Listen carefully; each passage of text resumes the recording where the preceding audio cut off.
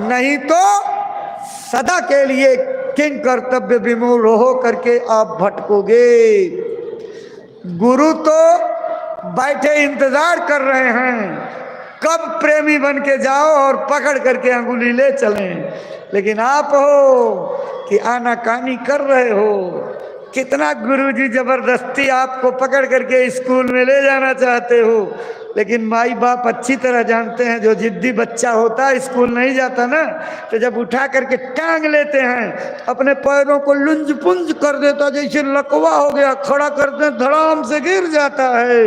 वही दशा हम लोगों की है। गुरु कोशिश करके हमको चाहते हैं कि फुर्त हो, ताकत आवे, रफ्तार बढ़ाओ, चल पड़ो, लेकिन आप भौतिक साधनों से भी प्रेरणा नहीं ले पा रहे हो। आगे कितना खतरनाक वक्त है इसका अंदाजा महापुरुषों की दिनचर्या से निकालना चाहिए। आपने देखा अभी सीतापुर हरदोई में 1-1 बजे 2-2 बजे से उठ करके और जीवों पर दया करने के लिए पूज्य महाराज जी ने कितनी मेहनत की है। क्या कोई कर सकता इस तरह की मेहनत?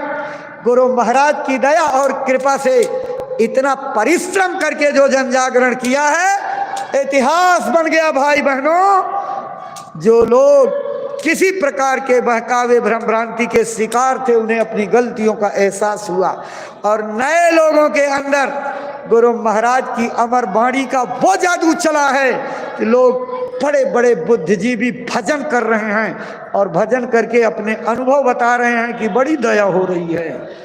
आप ऐसे ही पड़े रह जाओगे।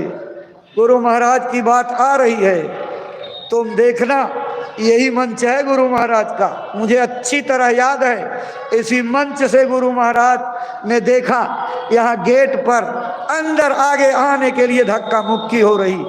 एक किसी खास आदमी के लिए दरवाजा खुला तो सब लोग सैकड़ों की संख्या में टूट पड़े, गिर पड़े। स्वामी जी महाराज ने बड़ी गंभीरता से देखा और कहा बस जाओ भजन पर। सब लोग भजन पर बैठ गए और स्वामी जी महाराज धीरे से उतरे और पहले से एक मंच पीछे बनवा रखा था और पहुंच गए, उस पर बैठ गए और वहां भी लाउड स्पीकर लगा। स्वामी जी महाराज ने पहुंच करके कहा आंख कान खोलो, तो लोग देखें मंच की ओर, तो स्वामी जी तो है नहीं। कहा बच्चों पीछे मुड़ जाओ। देखा तो पीछे स्वामी जी। कहें देखो आगे वाले पीछे, पीछे वाले आगे हो गए ना। ऐसे वक्त आ रहा है, अगर हम निर्देशों का, आदेशों का, वचनबाड़ियों का, अपनी इस विद्या के सिद्धांतों का सही ढंग से पालन नहीं करेंगे, अपने शरीर पर आचरण में नहीं उतारेंगे, तो पीछे रह जाएंगे। नए लोग नंबर काट करके आगे आ जाएंगे। स्वामी जी ने कहा तुम झगड़ा करते हो आगे आने के लिए, देखो इंतजाम कर दिया। अब देखो आगे वाले तो एकदम पीछे हो गए और एकदम पीछे वाले सबसे आगे हो गए। वक्त आ रहा है जब सेवा करने वाले थोड़ी सी सेवा कर दिया तो चारों तरफ ढिढोरा पीटते हो, ढंका बजाते हो तो मैंने इतनी सेवा कर दी। नामोरी चाहते हो? नामोरी चाहने वाले सेवा का फल लेकर के डूब जाते हैं।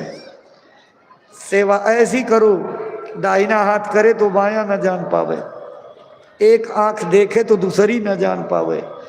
जितना चुपचाप सेवा होगी उतने ज्यादा कारगर और उपाय विज्ञान है इसका, लेकिन आप डंका पीटना चाहते हो। स्वामी जी महाराज क्या कह गए?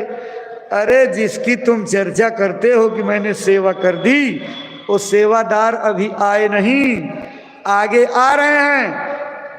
रातों दिन जाग करके, कई कई दिन हफ्तों तक जाग करके रातों दिन सेवा करेंगे, अपना सारा खजाना खोल करके रख देंगे और अंत में रोते हुए माफी मांगते जाएंगे कि मैं कुछ नहीं कर पाया, मेरे से कुछ नहीं हो पाया। अभी तुमने देखा कहाँ है? वो लाइनें आपको याद होंगी।